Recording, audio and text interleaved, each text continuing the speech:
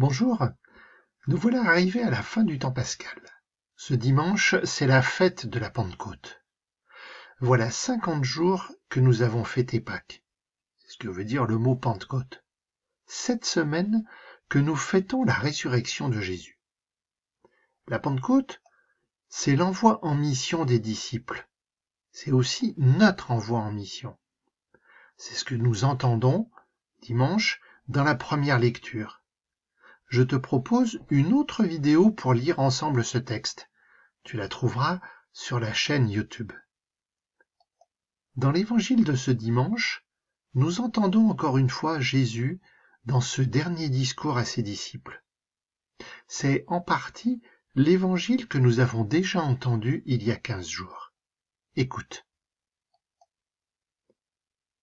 En ce temps-là, Jésus disait à ses disciples, « Si vous m'aimez, vous garderez mes commandements. Moi, je prierai le Père, et il vous donnera un autre défenseur qui sera pour toujours avec vous. Si quelqu'un m'aime, il gardera ma parole. Mon Père l'aimera. Nous viendrons vers lui, et chez lui nous nous ferons une demeure. Celui qui ne m'aime pas ne garde pas mes paroles. Or la parole que vous entendez n'est pas de moi, elle est du Père qui m'a envoyé. Je vous parle ainsi tant que je demeure avec vous. Mais le défenseur, l'Esprit Saint, que le Père enverra en mon nom, lui vous enseignera tout, et il vous fera souvenir de tout ce que je vous ai dit. » Alors tu as bien entendu, aimer Jésus, c'est garder ses commandements et garder sa parole. Alors garder ici, ça ne veut pas dire retenir, enfermer sur soi. Cela veut dire au contraire partager, annoncer, vivre. Tu te rappelles, le commandement de Jésus, c'est de s'aimer les uns les autres. Eh bien, je garde ce commandement si je le vis vraiment dans ma vie. Et les paroles de Jésus, je les garde si je les annonce, si je les transmets à ceux qui ne connaissent pas encore Jésus. Et cela, c'est accueillir Dieu tout près de moi. C'est accueillir Dieu en moi. Vivre de Dieu. Mais tout ça, c'est compliqué pour chacun de nous. Je ne suis pas toujours dans l'amour des autres. Je n'annonce pas toujours le message de Jésus.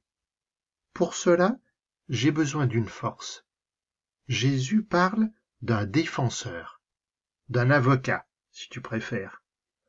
Ce défenseur, c'est l'Esprit Saint.